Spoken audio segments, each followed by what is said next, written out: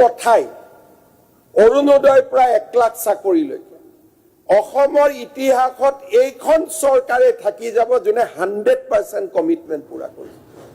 আপুনিতো অৰুণোদয় 3000 টকাকে দিম বুলি কৈছিল, জানি হেতু ওলাই যায় প্ৰতিগৰাকী মহিলাক দিম বুলি কৈছিল, একদম 3 কেমলা বেছি প্ৰতিগৰাকী মহিলাক 3000 কে বুলি কৈছিল। মইতো এতিয়া বেছি চিন্তা কৰি আছো। আপুনি 3000 দিম বুলি কৈছিল।